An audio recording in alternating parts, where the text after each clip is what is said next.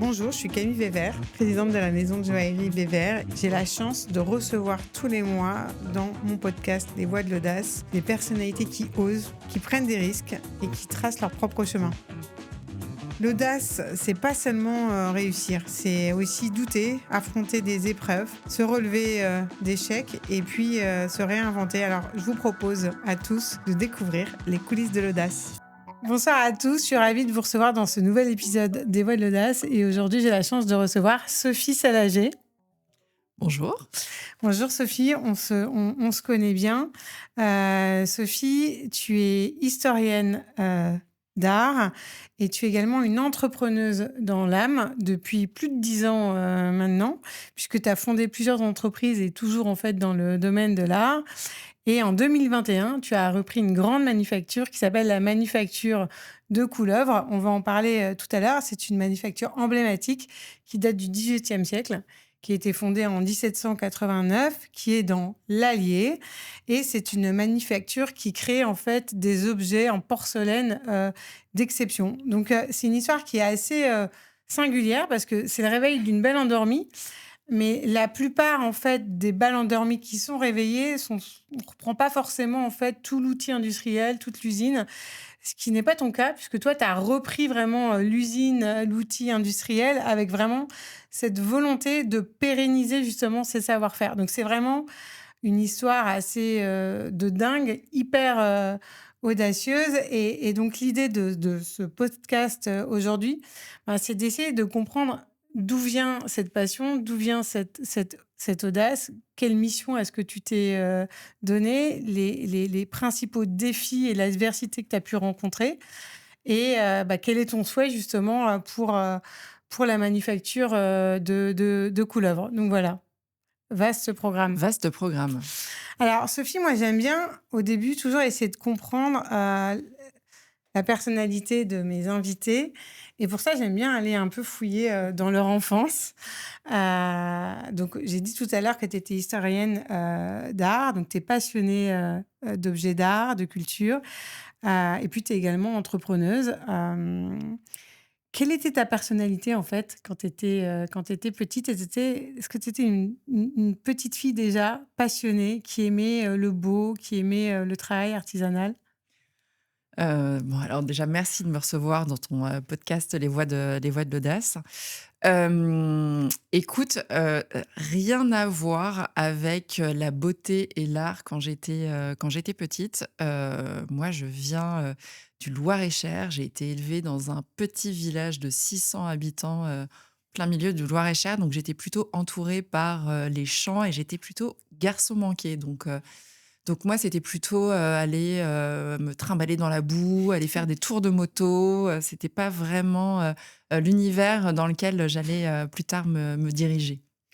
Et est-ce que souvent, l'entrepreneur, c'est quelqu'un qui fonce, qui est hyper agile, qui est hyper optimiste, qui va de l'avant. Est-ce que justement, tu avais aussi un peu cette personnalité, je sais pas si c'est fougueux ou pas, mais Alors, je pense pas que j'étais particulièrement, fougueuse. Je pense que j'ai toujours été, leaduse dans l'âme. Je pense que j'aimais bien, mener, un petit peu mon petit monde quand j'étais enfant.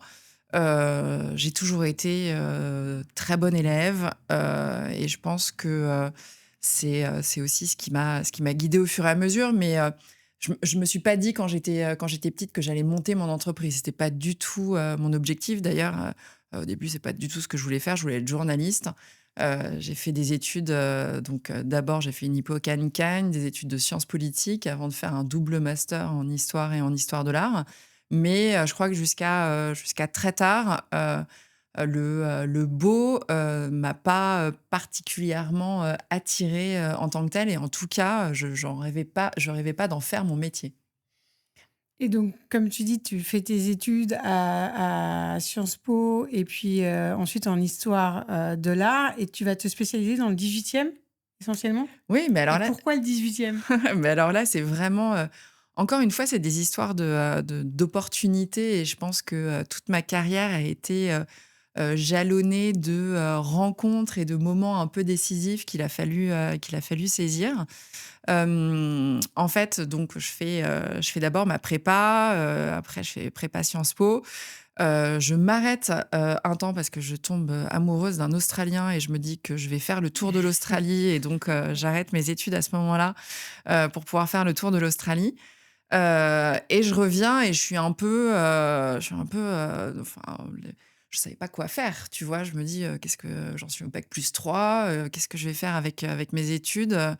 Donc j'étais un peu perdue, donc je me dis: «Voilà, j'ai des correspondances», enfin, je sais plus comment on appelle ça, mais donc après le bac+3, je pouvais revenir à la fac, en histoire et donc un peu, par dépit, je me dis: «OK, je repasse en master en histoire à la Sorbonne» et là, je rencontre un professeur, d'histoire, qui s'appelait, Lucien Belli, qui était, spécialisé donc, dans, le XVIIIe siècle et sur l'histoire de Louis XIV et en fait, je tombe sur un prof, tu sais, comme on en voit, Ouais, parfois, ouais, je vois. qui sont, tellement charismatiques et qui te racontent tellement l'histoire avec une telle passion que je tombe littéralement amoureuse, non pas du professeur, mais, de la matière.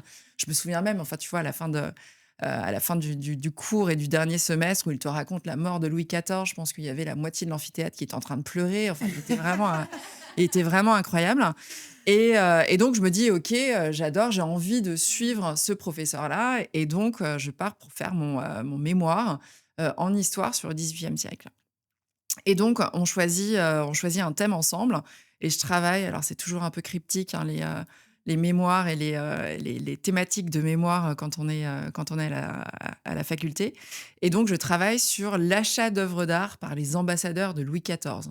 Vaste vaste programme.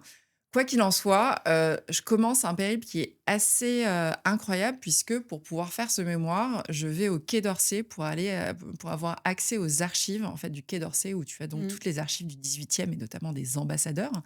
Et donc en fait, en étudiant, toutes ces archives, je me rends compte que, Colbert, à l'époque, demande à tous les ambassadeurs français d'aller partout en Europe pour pouvoir ramener tout ce qu'il y a de plus beau.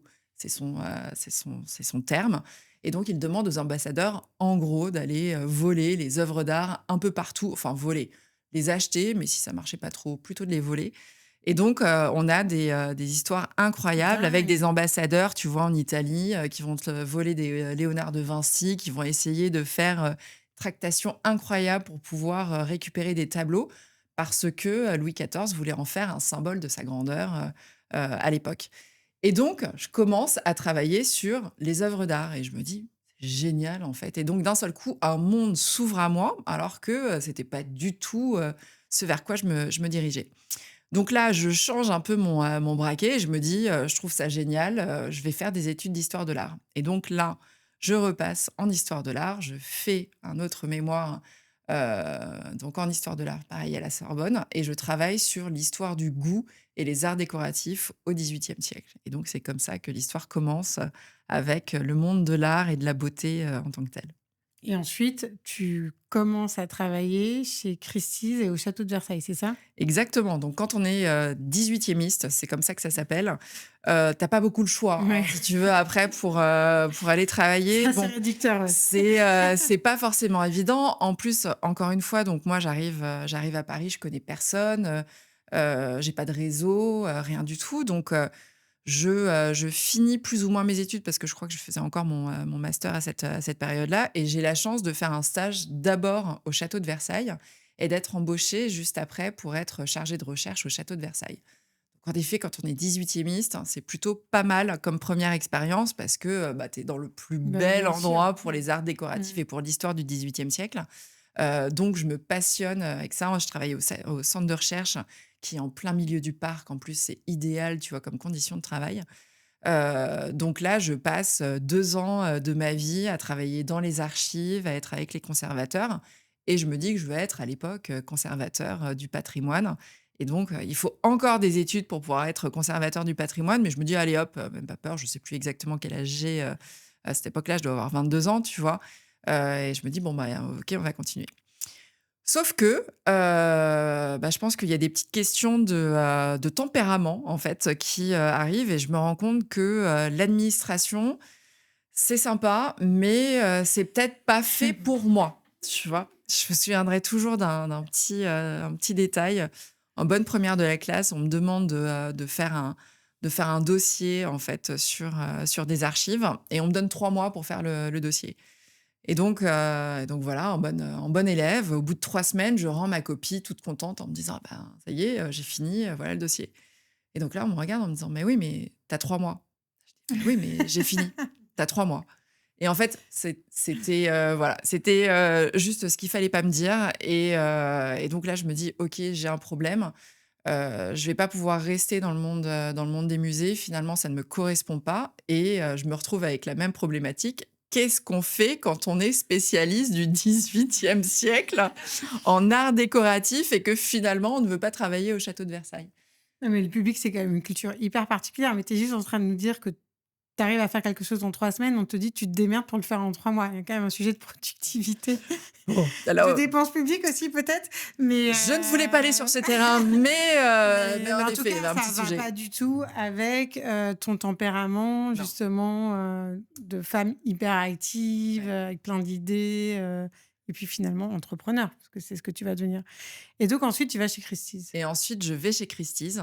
Pareil, je commence en stage et là, pour le coup, je me retrouve, beaucoup plus, Mmh. dans ce milieu-là, parce que, c'est un milieu hyper, commercial. C'est Mmh. vraiment, c'est du business, Bah, hein, bien sûr. voilà, mais, du business allié, au beau et encore une fois au 18e puisque je travaille au département mobilier objets d'art 18e donc, je suis encore, pleinement dans mon cercle de compétences.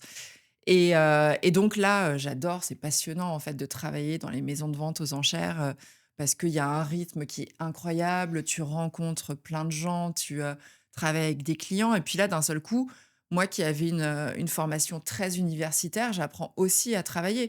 Tu vois, moi, je ne savais pas particulièrement comment, envoyer un mail, comment, lire un contrat, Mmh.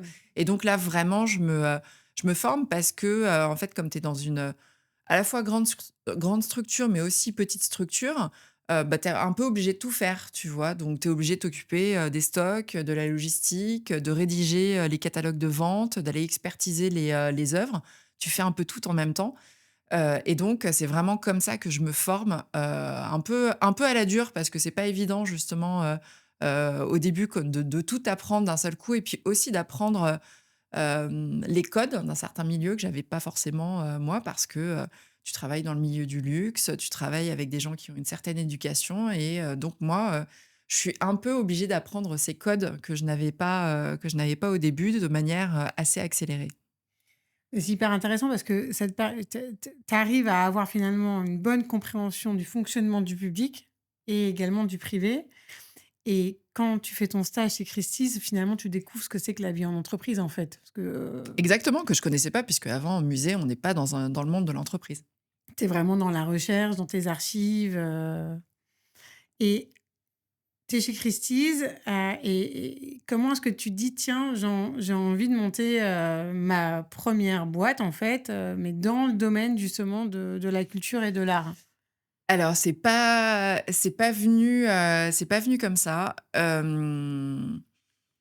Je sais pas si tu voudrais en parler, mais en fait, moi, j'ai été confrontée, dans toute ma carrière à, des plafonds de verre, ou en tout cas des formes de discrimination aussi par rapport au fait que je sois une femme assez rapidement et donc, en fait, assez rapidement, je me rends compte que, mes collègues, qui sont moins diplômés que moi, qui, travaillent moins que moi, gagnent 2 voire 3 fois plus que moi. Et donc là, je me dis: «Bah, il y a quand même il y a quand même un petit sujet» et je me souviendrai toujours d'être allée voir, des RH pour aller demander, petite augmentation, à l'époque. Je suis encore jeune, hein, je sais pas, je dois avoir 27, 28 ans donc tu vas voir la DRH, j'étais un peu tremblante et tout et elle me fait cette remarque, à ce moment-là en me disant: «Mais pour qui tu te prends?» Oh là là. Et là, je sors, je vais pleurer aux toilettes, vraiment parce que je trouve que c'est d'une telle violence, en fait, tu vois, cette remarque, que là, je me dis: «En fait, je peux pas continuer». Et est-ce que tu lui expliques? Est-ce que tu lui dis: «Attends, juste là, en fait, je suis moins bien payée que ce mec-là, alors que, limite j'ai plus d'expérience, j'ai les mêmes diplômes». Comment est-ce que tu m'expliques rationnellement cet écart? Alors, je pense qu'à cet âge-là, j'étais pas en Mmh, capacité de lui dire: «Explique-moi rationnellement, mmh, d'où vient cet écart». En effet, mmh, j'en parle, je trouve mmh. que c'est assez injuste et donc je demande mon augmentation, tu vois? Et en fait, après, une fois qu'elle me dit ça, moi, je m'arrête complètement et en fait, j'ai perdu tous mes moyens et donc je vais pleurer dans les toilettes, tu vois? Ouais, ouais. Donc j'ai pas encore vraiment les billes, tu vois, pour pouvoir, répondre à ce genre de remarques. Aujourd'hui, ce serait pas la même chose, mais à l'époque, Mmh. c'était pas ça et Ouais, donc là, je décide de partir. c'est non, mais c'est alors je comprends complètement. Alors juste pour parler justement de ces discriminations de salaire, donc normalement aujourd'hui c'est interdit par la loi, hein. Mais moi c'est vrai qu'à l'époque aussi, je travaillais chez Eurofins en fusion-acquisition. Nous étions, je sais pas, 5-6, directeurs, exactement même niveau, même études, même expérience, et je vois que la personne qui genre mon collègue, qui s'appelle Benoît, je ne vais pas dire son nom de famille. Benoît, si tu m'écoutes, gros clin d'œil. En fait, je réalise qu'il a un salaire 30 plus élevé que moi. Hallucinant. Alors que, en plus, je bosse hyper bien, on me donne les plus gros deals. En plus, moi, à l'époque, je suis mère célibataire, donc vas-y pour, Mmh. bosser comme une conne. Donc en plus, je me tape les nounous à payer et tout. Bon, ça, à la limite, voilà. Mais alors, je trouve ça d'une telle injustice. Donc en effet, moi, j'étais vraiment folle, mais c'est pour ça qu'ensuite le CEO, en fait, me faisait des énormes augmentations pour pouvoir rattraper cet écart de salaire. Mais c'est juste, hallucinant. Donc en fait, toi, c'est une injustice et une colère, en fait, qui t'a nourri et qui t'a dit: «OK, je pars et je monte ma boîte». Bah, tu as bien eu raison. Ouais. Et donc c'est venu comme ça et donc je pars et là je me dis, encore une fois: «Mais qu'est-ce que je vais faire?» et je sais pas, je me rends compte qu'en fait ça a été une petite angoisse, quand même pendant les 10 premières années de ma carrière. Et là en fait je décide et ça me vient un peu, de manière viscérale et je me dis: «En fait, il faut que je me construise mon métier». Je vais pas trouver, exactement ce que je veux. À chaque fois, j'ai, une forme de frustration et en même temps, je fourmille d'idées, si tu veux, ça me venait déjà, à l'époque, quand je travaillait, j'étais toujours en train de réfléchir à, comment améliorer les process, qu'est-ce qu'on pourrait faire, comment est-ce qu'on pourrait faire mieux les choses. Et donc, partant de ce principe-là, tu vois, j'essaye d'être assez rationnelle en me disant, «Bah, voilà, où sont mes forces? Où sont mes faiblesses? Et qu'est-ce que je peux faire à partir de ça pour pouvoir créer, ma propre histoire?» parce que je suis pas sûre de réussir à le trouver dans le milieu du travail, classique. Et donc c'est comme ça que je décide de, monter ma 1re entreprise qui serait une galerie d'œuvres d'art, une galerie d'art, pardon. Et hem et en fait, pour te dire un peu justement, le chemin, je me dis pareil, je me dis: Je vais pas monter, une galerie 18e parce que, c'est un milieu qui est extrêmement masculin. Je suis pas sûre d'avoir, la clientèle pour, acheter des meubles à plusieurs centaines de milliers d'euros.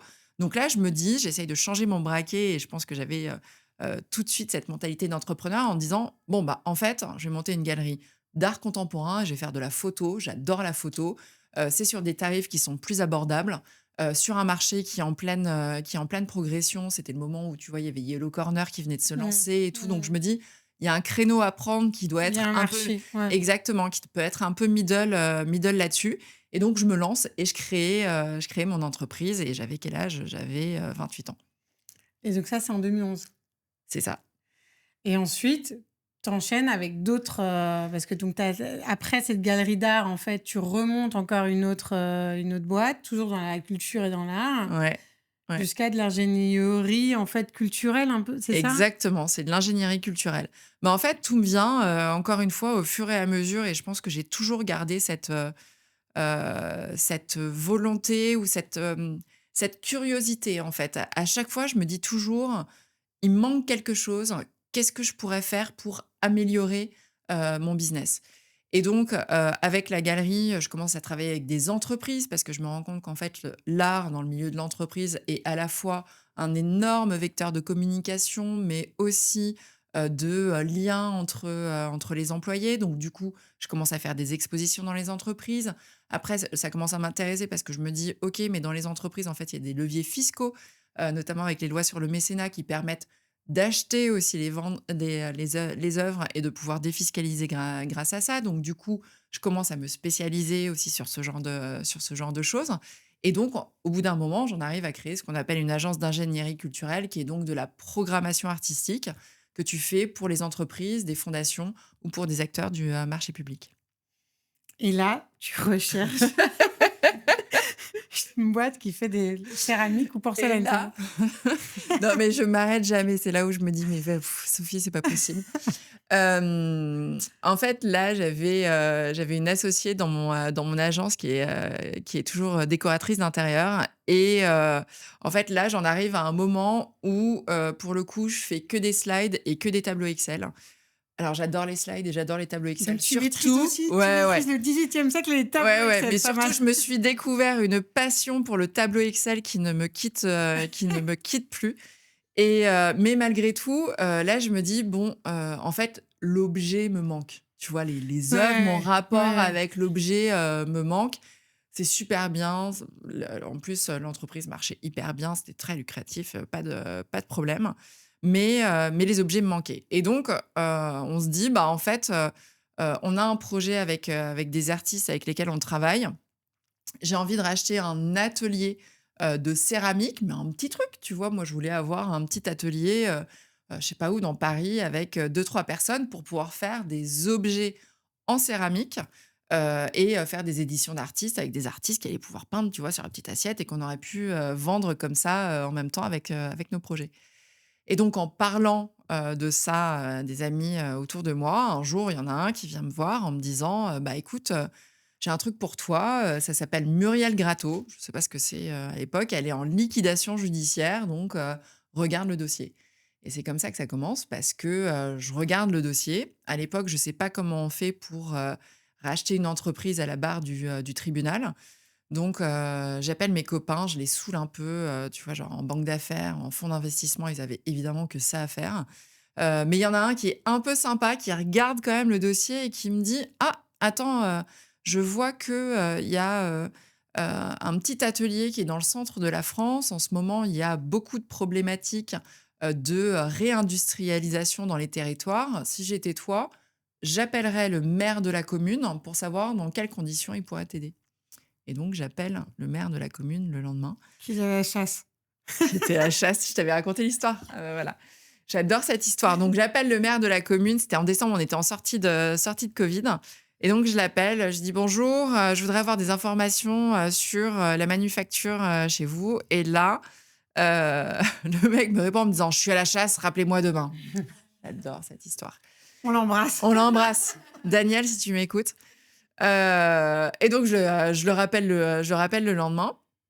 Et donc il me parle de la manufacture. Enfin, il me parle d'abord de Muriel Gratteau, donc qui était l'ancienne directrice de la manufacture et qui donc réalisait en fait, elle, des arts de la table très, très haut de gamme. Donc tu vois, c'était vraiment des assiettes, assez chères avec un public très sélectionné. Et donc il me parle de Muriel Gratteau, je sais pas, pendant 3/4 d'heure. Je l'écoute un peu d'une oreille inattentive, tu vois? Parce que je commence à en avoir un peu marre. Et en fait, au bout de 3/4 d'heure, il me dit: «C'est quand même dommage, tout ce patrimoine, cette manufacture qui date de 1789, tout ce qu'il y a derrière». Et là, d'un seul coup, je me dis: «Comment ça 1789 18e siècle. 18e siècle, voilà, voilà, voilà». Et donc là, ça commence et donc je me réintéresse à la conversation et donc je lui pose plein de questions et c'est le moment où il me dit: «Bah oui, en effet, il s'agit d'une manufacture qui date du 18e siècle. On a plus de 350 000 moules, 6 500 modèles et bah, en gros, là, on a une entreprise qui est à l'arrêt. Il y a 7 employés qui sont sur le carreau et on ne sait pas quoi faire». Et ce qui est dingue, c'est que cette manufacture, elle a déjà fait 6 ou 7 fois faillite, c'est ça? Ouais, ouais. Et toi, tu te dis, bah, je vais, je prends, en tout cas, je saisis ce défi et je vais. T'as Ouais. une mission en toi, comment tu te dis, tiens, je vais arriver, quoi, ça a échoué 7 fois auparavant. Pourquoi est-ce que tu te dis, je vais y arriver? Est-ce que tu Hem, as une vision différente? alors, Tu veux impulser la modernité ou tu as une passion, toi, qui te je sais pas? bah, déjà, tu le sais, tu es entrepreneuse aussi, donc Ouais, de toute façon, on te dit toujours: «C'est pas possible». ouais, bien sûr, Il y a toujours un truc qui va pas, bien sûr. le marché est pourri, ils ont déjà fait, faillite avant, Ouais, le marché est saturé. Enfin ouais, bref, il y a ouais, ouais, toujours un truc qui va pas, donc heureusement que tu écoutes pas, ouais, les bien autres parce que sûr, sinon tu ferais jamais rien. bien sûr. Non, là, en fait, une fois que le maire m'a raconté tout ça, je pense que je vais visiter la manufacture 3 jours après. En fait, c'est un coup de cœur. C'est-à-dire que, faudrait que tu viennes, mais Ouais, carrément. c'est complètement dingue. C'est-à-dire que tu arrives, on parle de belle endormie, c'est un terme qui est un peu galvaudé maintenant, mais c'est vraiment le cas pour la manufacture. Tu as 10 000 m² de moules au milieu des crottes de chauve-souris et Mmh. des, toiles d'araignée et et en fait, tu as, toutes ces pièces et tu te dis: «C'est un trésor». C'est un trésor et je peux pas laisser passer, ce truc parce que, je vois les pièces et donc là, en plus, je me dis: «C'est un alignement d'étoiles», tu vois? Ou de planètes. C'est-à-dire que, je suis 18e. C'est une manufacture qui date de 1789. Je vois les objets, en fait, tu as toute l'histoire des arts décoratifs, en fait, qui se dresse devant toi parce que tu as des pièces qui datent du 18e, du 19e, art déco, art nouveau, enfin vraiment tu as tout. Des trucs très beaux, des trucs très moches, mais tu te dis: «Bon, il y a vraiment quelque chose à faire» et donc là, en fait, je pense que, je me pose pas la question C'est ton cœur qui parle quand même, non? mais C'est ton ouais, cœur d'historienne aussi, non? ouais, c'est mon cœur. En fait, je me dis, Je peux pas laisser ça à je peux pas l'abandon. laisser ça Mmh. et puis, quand je dis que c'est un alignement des planètes, je pense que c'était, aussi au bon moment, tu vois? Mmh. J'ai presque 40 ans, je l'aurais pas fait à 20 ans, tu vois? Ou je Mmh. l'aurais peut-être pas fait à 30, mais à 40 ans, je me sens assez, crédible, tu vois? Pour pouvoir, faire ça. Je me sens vraiment les épaules, pour pouvoir reprendre l'entreprise et je me dis: «En fait, c'est la chance de ma vie» et c'est comme ça que ça commence, sur un grand coup de folie.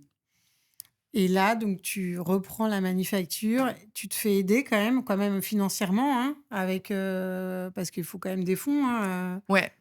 Alors, je me fais aider à plein Alors de tu rachètes une partie des dettes? Comment ça se passe? Non, tu non, alors je rachète pas une partie des dettes puisque, en fait, je laisse tomber, l'entreprise à la barre du tribunal parce que c'était avec Muriel Gratteau et en fait, l'entreprise en tant que telle ne m'intéressait pas. En revanche, je vais négocier avec la mairie qui était propriétaire des murs OK, pour pouvoir, reprendre les actifs. exactement et donc je rachète tout ce qu'il y a à l'intérieur de la manufacture, donc tout l'outil de production et je négocie un loyer auprès de la mairie OK. et surtout je, loque avec, une avocate en propriété intellectuelle Intellectuel.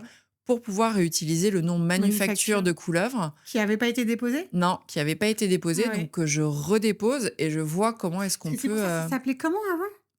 ça s'appelait Muriel Gratteau et Ah c'était oui. le nom de la femme qui était directrice de la manufacture pendant 15 ans, qui était une Et ancienne, avant Muriel Gratteau, ça s'appelait comment? Manufacture de Couleuvre, mais ça Mais s'était il n'avait arrêté pas déposé? non, Ah! mais ça s'était arrêté en 2000 en fait et donc entre-temps, la marque était tombée. Ah! Mmh. D'accord, OK. Vous avez eu de la chance que ce soit pas qu'il y ait pas un fonds qui décide, de déposer le nom, quoi. Bah, oui, mais encore une fois, c'est toujours une histoire de chance, c'est toujours une histoire de chance. Et donc en fait, tu rachètes les actifs et ensuite tu vas reprendre une partie des salariés, en fait? Ouais et donc tu me posais la question de savoir, si j'étais aidée, Donc tu as le maire qui était à la chasse finalement, il mais voilà. qui va m'aider, non, mais heureusement que la mairie était là. D'ailleurs, en fait, la mairie, c'est grâce à la mairie qu'on a encore tout ce patrimoine qui est une des plus grosses collections en France, en fait, hein, tu vois? De moules Ouais, c'est et de modèles parce que la mairie, a eu conscience du patrimoine industriel que ça représentait avant même que ce soit à la mode, tu vois? Donc, c'est vraiment au fur et à mesure tu parlais des nombreuses liquidations judiciaires. Au fur et à mesure, en fait, la mairie s'est inscrite dans une démarche de préservation du patrimoine et donc elle a gardé, en fait, tous ces moules en se disant que ça allait servir à un moment ou à un autre et c'était le cas. Donc de l'aide, bah, il m'en a fallu parce que, bah, évidemment, en fait, j'y connaissais rien. Je savais pas comment on faisait de la porcelaine, je savais pas comment on reprenait une boîte comme ça. Moi, j'avais toujours travaillé avec, avec des cadres sup, mais jamais avec, des, artisans. Donc il a fallu s'entourer. Là, pareil, je pense que c'est aussi un mindset un peu d'entrepreneur qui est de se dire, «Moi, je vais toujours chercher de l'aide, en fait». Je me dis jamais, «Je sais faire, mieux que tout le monde», au contraire. Donc j'essaye toujours de m'entourer, j'essaye toujours de poser des questions et de me dire: «OK, quelles sont les meilleures ressources, avec lesquelles je vais pouvoir m'entourer pour pouvoir monter ce projet?» Et donc, il y a le maire, il y a, l'ancien directeur de la manufacture, qui s'appelle, Daniel, de la Salle, qui a 80 ans, maintenant et en fait, qui est un passionné de la manufacture, qui a été son directeur pendant près d'une vingtaine d'années et qui était censé être à la retraite, mais tu Mmh. sais ce que c'est que les passions et donc il a jamais pu, s'arrêter et en fait, c'est lui qui va me former et il est encore là d'ailleurs, il est toujours là, c'est Génial. toujours mon bras droit.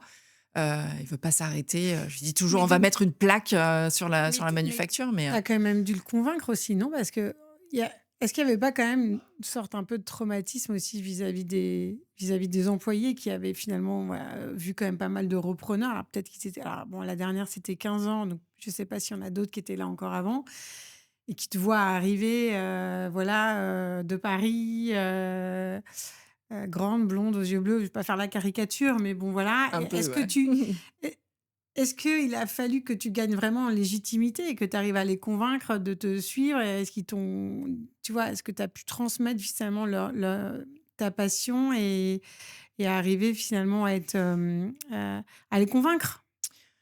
Hem, alors en fait, moi, je pars du principe que, les gens, tu les convaincs par l'action et oui, je vais pas te dire que, d'un seul coup, ils m'ont vu arriver en se disant: «Ça y est, c'est le messie», c'est loin de là. En effet, il y avait, le petit côté, parisienne qui arrive, on sait pas ce qui va se passer. Je te dis ça, mais en même temps, il a pas fallu trop, que je les convainque pendant très, très longtemps, non plus. Mais en fait, ce qui a fonctionné, c'est que, bah, très rapidement, en fait, l'entreprise a marché et que on a remporté des marchés très rapidement et que, on a grossi très rapidement. Donc en fait, ils m'ont suivi un peu contraint forcé parce que, Ils ont vu que ça fonctionnait, bah, quoi. parce que ça marchait, Tu quoi. avais du chiffre. Ouais, exactement et quand, ils ont vu, paraître les 1 marques, qui nous ont confié leur collection, bah, évidemment, d'un seul coup, ils se sont dit: «Bon, bah, OK, il y a peut-être raison, Et quoi». donc toi, tu t'occupes du commercial aussi? Je Notamment ces m'occupe de nouvelles tout. marques, de tout? Parce que justement, tu arrives, tu fais une sorte de diagnostic et tout. Bon, on l'a dit tout à l'heure, c'est un marché méga, concurrentiel, très fragmenté. La manufacture de couleuvres, en tout cas fut très connue, mais avait toute cette notoriété justement à gagner. Quasiment tout est fait à la main, donc c'est quand même des coûts. Comment tu arrives en fait à te différencier, à choper des marchés, tes clients, dans ce marché hyper concurrentiel? Comment est-ce que tu as fait en fait? Bah, en fait, vraiment par l'expérience, c'est-à-dire j'ai fait, baby step par, baby step. Au début, j'ai commencé, je voulais relancer une marque, très B2C, je voulais relancer la marque, manufacture de couleuvres, créer nos collections et tout et en fait, déjà rien que pour ça, je me suis rendu compte qu'il y avait, un petit problème. C'est qu'on avait beau avoir 350 000 moules, en fait, les moules, ça s'use, voire même ça se détériore et donc il faut avoir des gens qui sont capables soit de les restaurer, soit de les refaire et en fait, on n'avait plus ce savoir-faire à la manufacture, c'est ce qu'on appelle du modelage d'art. Il y a une promotion qui sort tous les 4 ans à Limoges avec, genre, 5 personnes, tu vois, qui sortent de la promo. Pas de bol, quand j'ai repris la manufacture, la promo venait juste de sortir et donc il y avait, plus personne sur le marché. Donc là, je me dis: «Bon, en fait, comment on fait?» Et donc là, pareil, je m'entoure. En fait, on demande aux anciens artisans de la manufacture qui habitent pas très loin, hein. En gros, je t'explique le truc, donc on est, dans le village de Couleuvre. C'est d'ailleurs pour ça qu'on s'appelle, manufacture de Couleuvre, en gros, tu as la moitié des employés qui vivent dans le village, hein. Il y a 600 personnes, donc ils sont pas très, très loin en général. Donc là, il y en avait qui étaient à la retraite et notamment un modeleur, un Christian, qui habite juste en face, mais vraiment littéralement à 2 mètres de la manufacture et donc on l'appelle et on lui dit: «Est-ce que, vous seriez OK pour revenir à la manufacture et pour apprendre à, de nouvelles personnes le métier de modeleur?» et c'est comme ça que ça s'est passé. Donc on a formé, 3 personnes, au modelage et en fait, c'est, grâce à ça que je me suis rendu compte très rapidement qu'on avait là un savoir-faire qui était extrêmement différenciant par rapport aux autres manufactures qui sont, elles, plutôt orientées sur, comment t'expliquer? Sur, en fait, des pièces qui sont industrialisées. C'est-à-dire que, pour pouvoir faire une porcelaine, en fait, il te faut un moule et donc le moule, quand tu as, une assiette, industrielle, c'est un moule qui est fait en métal où tu vas pouvoir faire des millions d'assiettes avec le même moule, sauf que ça a des coûts très, très importants. Donc ce pourquoi, en fait, tes assiettes ont pratiquement toujours la même forme et on va venir la différencier avec du décor. Tu vois, les petites fleurs que tu as Mmh. sur tes assiettes ou ce genre de choses, c'est un décor que tu viens poser, mais en fait, tes assiettes, elles ont grosso modo pratiquement toujours la même forme. Nous, ce qu'on a développé, c'est que, en fait, les moules qu'on a, ce sont des moules qui sont faits en plâtre, qu'on fait à la main. Et donc, nous, ça nous permet, en fait, de créer tout de suite, très rapidement, des formes très différenciantes et très reconnaissables. Et sur de la petite ou de la moyenne série. Et en fait, c'était pile poil un besoin qu'avaient de nombreux acteurs du luxe qui souhaitent, comme tu le sais, avoir des collections en fait qui sont tout le temps en mouvement. Donc, ils sortent 10 collections à l'année. Donc, il faut qu'ils puissent avoir des pièces en fait qui changent en fait d'un mois sur l'autre. Et donc, nous, en fait, en allant chercher une expertise sur le modelage qu'on n'avait plus et qui était vraiment une nécessité pour moi parce que je voulais juste remettre, en ordre notre patrimoine, bah, en fait, je me suis rendu compte que, pour le coup, on était pile poil sur un segment, de marché qui n'était pas adressé et d'autant plus quand on est, made in France parce que tu peux avoir ce savoir-faire-là dans d'autres pays en Europe ou bien évidemment en Chine, mais en tout cas en France, on l'avait pratiquement plus et donc je me suis engouffrée, dans la brèche à ce moment-là. Tu as identifié un besoin de marché, ce qui est Exactement, canon. exactement. Et donc, bah, c'est comme ça que tu as commencé à développer vraiment le B2B. Alors, juste pour les personnes qui nous écoutent, est-ce que tu peux nous expliquer quand même un petit peu l'histoire de la manufacture de couleuvres? Parce que c'est vrai que bah, les gisements, notamment de kaolin, qui vont être utilisés pour et nous expliquer aussi comment est-ce qu'on fabrique, bien évidemment, de la porcelaine, c'est plutôt du côté de Limoges. Ouais. Donc, ça pourrait être étonnant comme ça de se dire, tiens, il y a une manufacture qui est dans l'Allier. Donc, je connais la réponse, mais j'aimerais bien que tu la racontes un peu parce que je trouve ça super intéressant. Alors, on n'est pas très, très loin de Limoges, hein, quand même, hein. On est 2 à heures, quoi. ouais, à Ouais. peine, on est à 1 heure et demie de Limoges. D'ailleurs, on a eu l'appellation Limoges jusque dans les années 60. En fait, en effet, pour faire de la porcelaine, donc la porcelaine est, dans la famille des céramiques. Donc vous avez, la porcelaine, le grès et la faïence, en gros, pour faire assez simple et ça veut dire qu'il y a des terres qui sont différentes. Tu n'utilises pas les mêmes terres pour chaque famille, de céramique. Pour la porcelaine, on se sert du kaolin, qui est donc une matière, très blanche, un peu comme de la craie, qui donne d'ailleurs la couleur, si blanche et si particulière à la porcelaine et donc il y a un gisement de kaolin qui part de la Bretagne, qui passe en effet par Limoges, mais qui s'arrête, dans le Bourbonnais, donc là où on est, dans l'Allier et donc il y avait, ce, gisement de kaolin qui était exploité et on était au XVIIIe siècle quand on ouvre les manufactures, on est au milieu de la forêt de Tronçais puisque à l'époque, il y a pas le gaz et il y a pas l'électricité, donc il faut du bois pour pouvoir monter en température les fours. À l'époque, on met presque 3 semaines pour qu'un four monte en température. On a la plus haute cuisson dans la famille des céramiques, on monte à 1 380 degrés. C'est ce qui donne, la rigidité justement à la porcelaine. On a toujours l'impression que c'est très fragile la porcelaine parce qu'on le travaille très finement, mais en fait, c'est extrêmement résistant, beaucoup plus que, d'autres céramiques parce que, en fait, tu es cuit, tellement fort que, tous les grains de matière s'entrechoquent les uns avec les autres, donc c'est très résistant. On s'en sert en aéronautique, en médecine aussi, tu vois? Par exemple, on fait des prothèses en porcelaine, donc c'est pas si fragile que ça, en vrai. Et c'est hyper compact, quoi. Ah, c'est hyper compact. Tu disais tout à l'heure qu'il y avait, 6 500 modèles, 300 000 moules, Ouais. de mémoire. Comment est-ce qu'on fait pour pas non plus trop rester dans l'héritage? C'est-à-dire que, est-ce que tu fais pas que des rééditions? Comment est-ce que tu fais pour t'inspirer aussi avec des nouvelles créations sans forcément faire que des rééditions? Tu fais un mix des 2, j'imagine?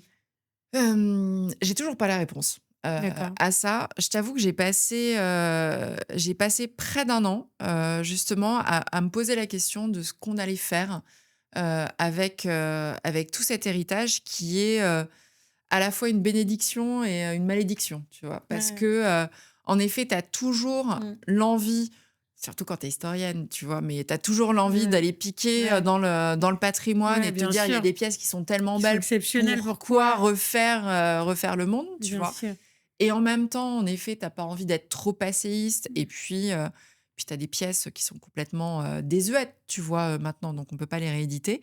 Et en même temps, j'avais pas du tout envie d'aller, vers des pièces qui étaient trop contemporaines et trop design, parce que pour moi, c'était aussi, oublier, en fait, toute, l'histoire de la manufacture. Donc, pareil, là, je fonctionne un peu à tâtons. Donc là, pour toutes nos collections, en fait, j'ai trouvé un peu, un fil, tu vois, qui est assez ténu parce que tu sais jamais exactement, où est-ce qu'il va être. Mais, là, pour l'instant, ce que je me suis fixé, c'est de partir toujours d'une référence historique.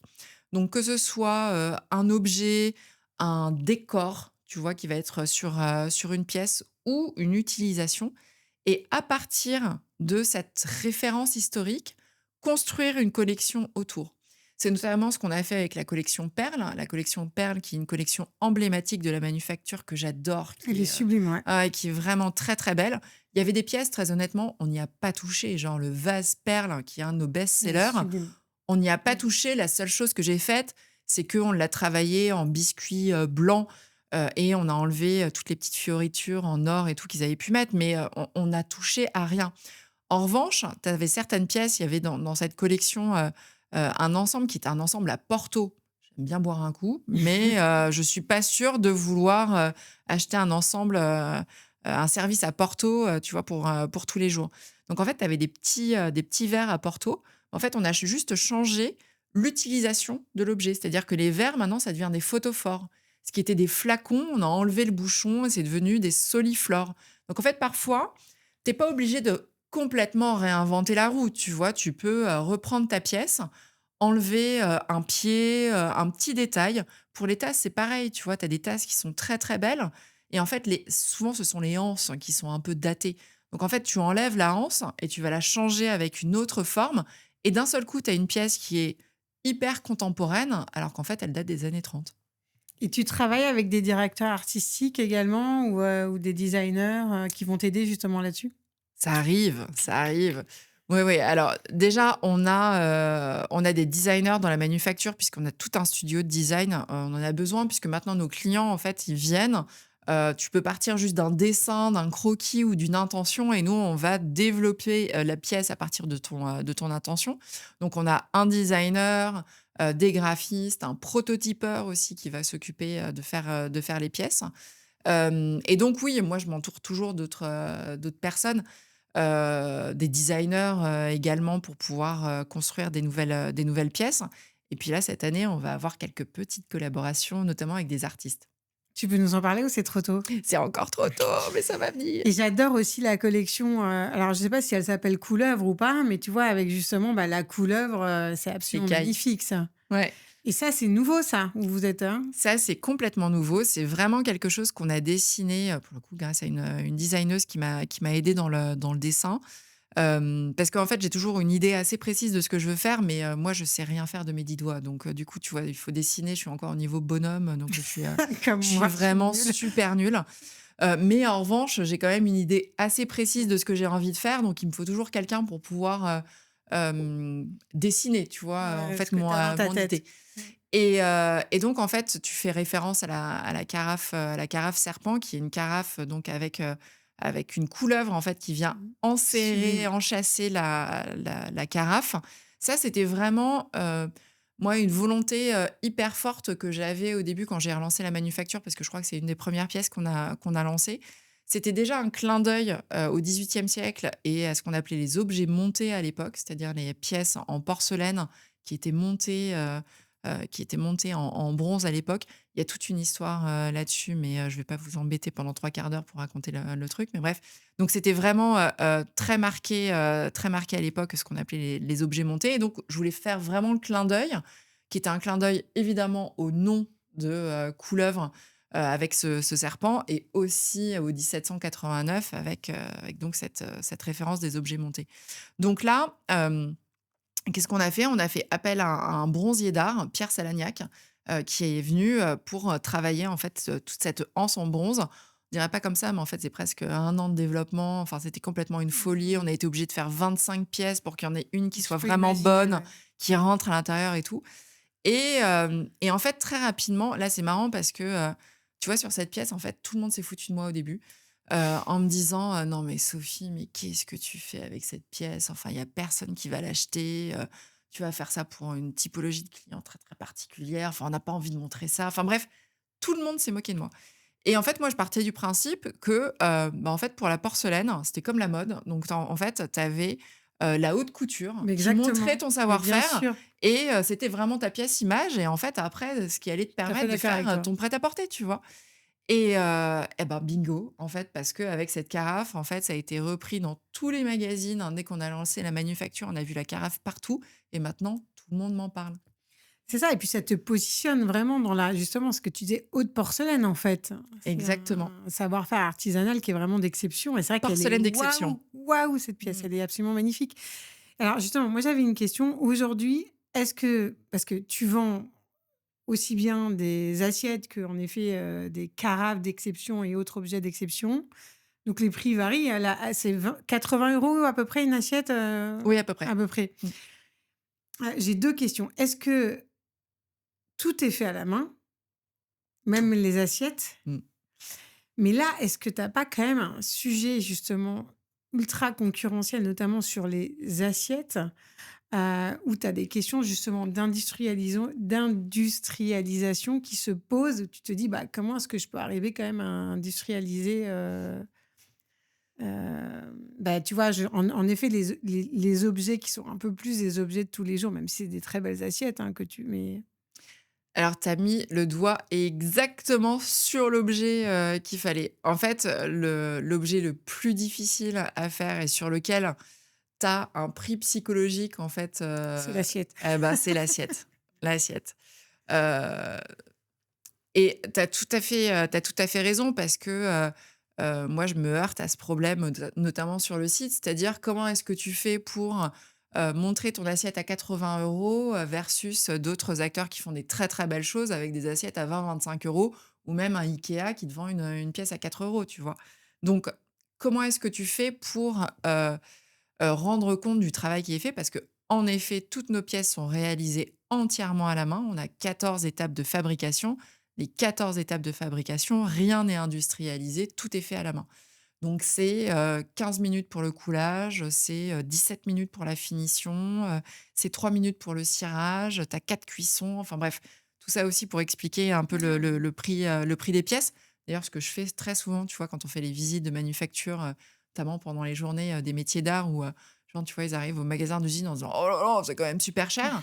Et en fait, ils font le tour de la manufacture, on leur explique toutes les étapes et après ils reviennent dans la boutique et les achètent parce qu'ils ont enfin compris Mais bien sûr. la valeur, Mmh. de tout ça. J'ai pas ramené d'assiette, mais j'aurais dû t'en ramener une. En fait, tu le vois pas sur le site internet, mais quand tu prends l'assiette, tu vois vraiment une différence, mais énorme. En fait, tu le vois sur le poids, tu le vois sur la finesse. En fait, tu vois, nous, nos assiettes, sur le bord de l'assiette et ça, c'est vraiment la différence avec une assiette industrielle, c'est que c'est fin, un peu comme, tu vois, les tasses, à thé. Tu vois une tasse à thé très, très fine? Bah, nous, nos assiettes, elles sont exactement comme ça.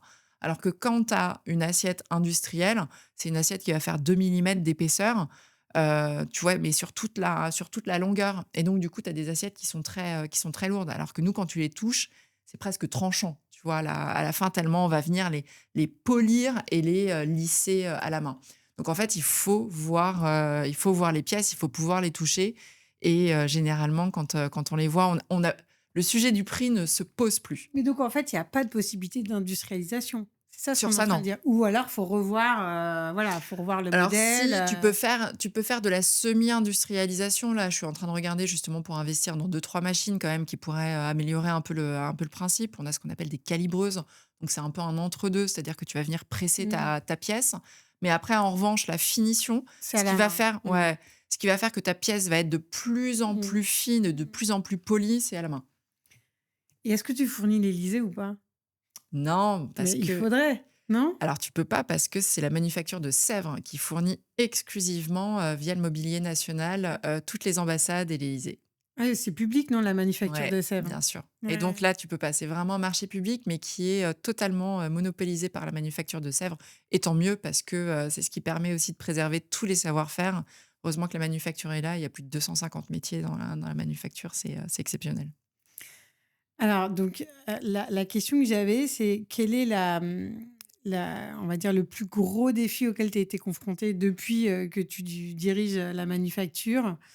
Si tu en as un en tête et que tu es parvenue, bah, à résoudre ou à soulever. Bon, déjà, le fait de faire revivre quand même la manufacture, c'est énorme. Mais est-ce que tu as un exemple précis, peut-être que tu as en tête où tu t'es dit: «Mais jamais je vais y arriver, c'est pas possible, c'est de l'horreur» et puis finalement tu y es arrivée?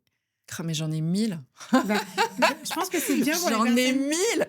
Tous c'est les matins, tous les jours, j'ai un truc et je me dis: «Mais comment je vais faire?» Il y a mi franchement, il y a 1000 challenges. C'était une folie de reprendre cette manufacture, ça l'est, encore plus de la garder, tu vois? ouais. Hem, Qu'est-ce qu'il y a? Bah, déjà, il y a, je trouve que ce qui est enfin, il y a 2 challenges, vraiment, quotidiens. Le premier, c'est comment est-ce que tu fais pour, maintenir l'exigence du savoir-faire quand tu rentres dans de la moyenne série? Ça s'appelle une manufacture, ça porte bien son nom, c'est-à-dire que c'est pas un atelier et c'est pas une usine. C'est-à-dire que donc tout va rester encore à la main, fait à la main et avec un nombre de personnes, donc pas deux trois personnes comme dans un atelier. On peut aller jusqu'à la manufacture à compter jusqu'à 160 employés, mais tout était encore fait à la main. Donc comment est-ce que tu fais pour garder le niveau d'exigence, surtout quand tu travailles avec des acteurs du luxe, quand tu réalises 10 000 assiettes? Donc ça, c'est vraiment un challenge de tous les jours. On monitore la qualité tous les jours à tous les endroits et cette qualité, quand tu es sur du travail, main et qu'on te demande une exigence presque industrielle, c'est un challenge de tous les jours.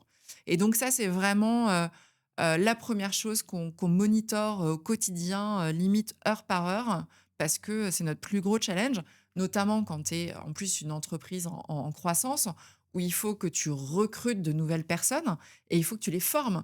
Et donc, en fonction des métiers à la manufacture, tu formes entre 3 semaines à 1 an et demi. Tu vois? Donc, comment est-ce que tu fais pour former aussi à la polyvalence? Parce que tu vois, je vais te donner un exemple tout bête, mais, quand j'ai repris la manufacture, on a eu une très belle commande, pour un confiseur et donc il fallait faire, des services à thé. Donc, il y avait des tasses et donc en fait, les tasses, nous, on colle les anses. Elles sont pas faites dans le moule de manière industrielle, c'est-à-dire qu'il faut que tu colles ta anse, à la main. Et ben ça, en fait, quand j'ai repris, donc il y avait 7 personnes à la manufacture, pas de bol, au moment où on a cette commande, la personne qui collait les anses, arrêt maladie, 3 mois. Et là, je me rends compte qu'en fait, il y a personne dans la manufacture qui a ce savoir-faire, c'était la seule, tu vois? Et donc, là, je me dis: «Bon, bah, OK», donc c'est un peu le baptême du feu, tu vois? Tu es content sur ce truc-là. Donc bon, on se débrouille, je fais venir quelqu'un d'autre pour former, enfin bref.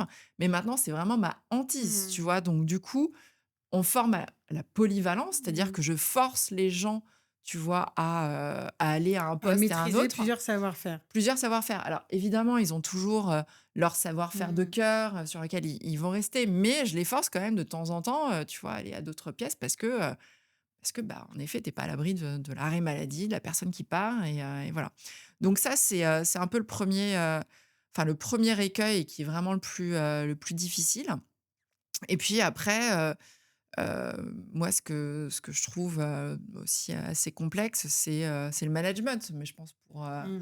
pour tout le monde. Mais moi parce qu'en plus, tu vois, j'ai été habituée, tout au long de ma carrière à travailler, avec des cadres et là, d'un seul coup, tu te retrouves à travailler avec des artisans et c'est pas les mêmes techniques de management, tu vois? Tout simplement. Donc là où tu avais, des process, ou en tout cas des techniques de management qui étaient rodées, bah, d'un seul coup, tu te rends compte que, bah, il faut tout revoir et donc là, c'est feuille blanche et il y a encore des moments où, là maintenant je sais pas, pourtant j'ai fait, 1000 formations, tu vois, en management et il y a des moments, je me dis: «Je sais pas comment faire».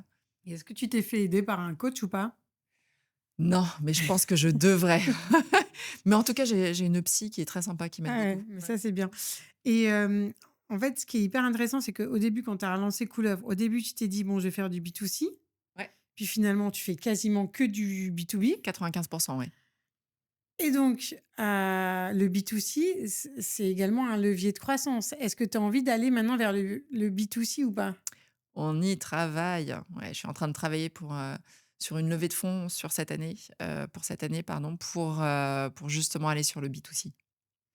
Et avec un développement en retail et vos propres points de vente ou un développement en wholesale via des distributeurs? Retail, avec nos propres, points de vente et puis après quelques distributeurs, Ah un peu génial. ouais. Donc là, les investisseurs, c'est quoi comme catégorie que tu cherches? C'est des fonds d'investissement ou ça peut même être des entreprises, des corporates ou Ça peut être, des particuliers, des business, angels D'accord. aussi ou, des fonds. On n'est pas sur des montants non plus, complètement dingues, hein. Tu peux Donc, dire combien tu veux lever ou pas? Ou c'est dis ou ouais, c'est on verra à la fin de l'année quand ce sera fait. Ouais, ouais, je comprends. En tout cas, s'il y en a qui écoutent, bah voilà, sachez que Sophie lève des fonds et c'est quand même un super beau projet. J'avais une question sur la politique ESG, parce que j'imagine que tu dois avoir quand même des assiettes qui sont cassées, etc. Qu'est-ce que tu fais de ces assiettes cassées? Est-ce que ça se recycle? Ça se recycle pas? Est-ce que tu Non. sais que tu fais comme l'art japonais, là, Le du kintsugi, kintsugi? Voilà, exactement. Alors non, ça c'est un vrai sujet. Alors nous, en effet, on travaille beaucoup sur politique RSE, tu vois, dans l'entreprise. On fait attention à pouvoir recycler le maximum de choses. Bon, déjà, nous, on achète tout en France, tout est fait sur place, donc déjà, on est pas mal, tu Ouais, vois, c'est déjà pas mal. à ce niveau-là. Alors, en fait, tu peux recycler tes pièces jusqu'à ce qu'elles soient cuites. Donc, on va dire sur les 6 premières étapes de fabrication, si tu loupes ta pièce, hein, ça peut revenir dans le circuit, donc c'est bon. En revanche, une fois que c'est cuit, c'est mort. Mmh. Donc on ne peut pas les recycler. On peut en effet faire du kintsugi, donc mais bon, c'est vraiment à la marge. Donc non, on n'a pas encore trouvé vraiment la solution pour ça. Ce que je voudrais, c'est là ouvrir une résidence d'artistes, dans pas très, très longtemps pour que justement des artistes puissent s'approprier, en fait, toute cette matière et voir ce qui serait possible Ah d'en génial. faire, tu vois? Parce que, je me dis, ça fend le cœur pour tout le monde. Même parce que tu as les pièces, hein, qui sont, en effet cassées, mais pas que ça. Tu peux avoir des pièces avec un léger défaut. Donc les pièces avec un léger défaut, on les vend aussi aux magasins d'usine. C'est pour ça que, les gens viennent dans les magasins d'usine parce que tu as des prix Mmh. attractifs, parce que tu as un petit défaut, que franchement, toi ou moi, Mmh. on voit pas forcément la différence. Et après, en effet, qu'est-ce qu'on fait de ces pièces-là? On les broie aussi, de temps en temps et qu'on va remettre dans la pâte pour donner un effet un peu plus texturé sur notre, porcelaine. Mais c'est très difficile à travailler, notamment quand tu polis, en fait, tu te fais mal aux mains et tout, donc c'est pas évident. J'ai pas encore la solution.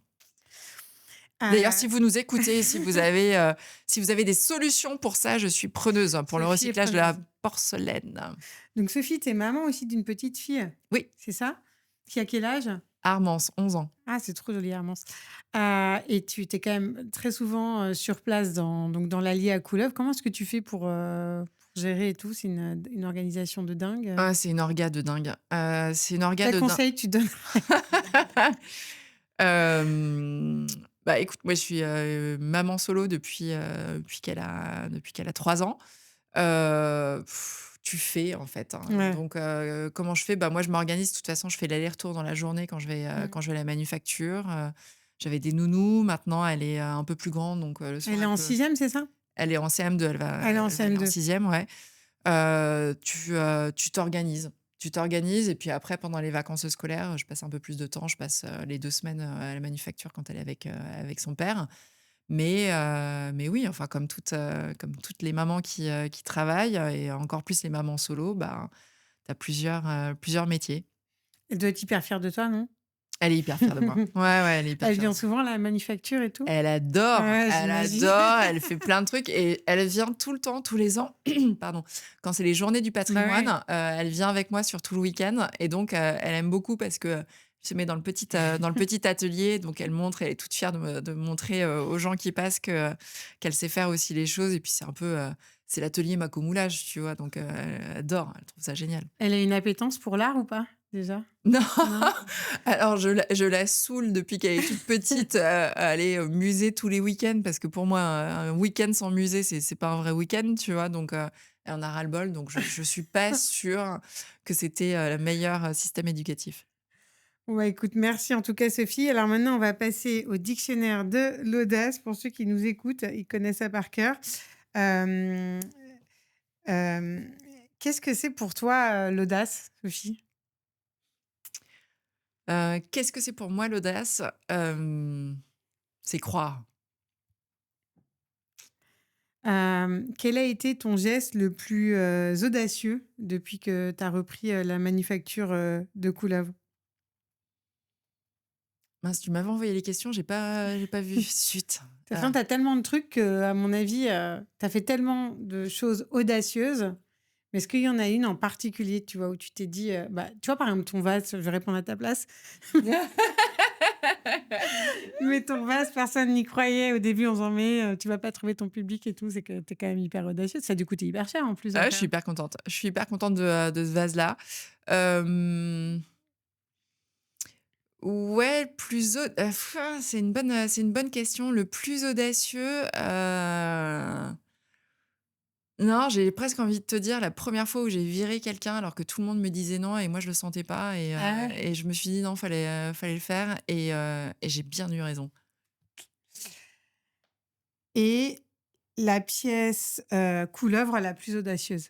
Ah bah, c'est la carafe serpent, évidemment, mais tu tout dit! Voilà, bah, écoute, un grand merci Sophie et on va, proposer aux personnes qui sont dans le public de pouvoir poser, des questions, si jamais elles le souhaitent. Parce que pour ceux qui nous écoutent, vous savez que les Voix de l'audace, c'est en live au showroom Wever, et donc pour ceux qui souhaitent, ils peuvent venir assister au podcast. C'est suivi d'un cocktail, donc c'est sur wever.com et on peut s'inscrire au podcast de son choix.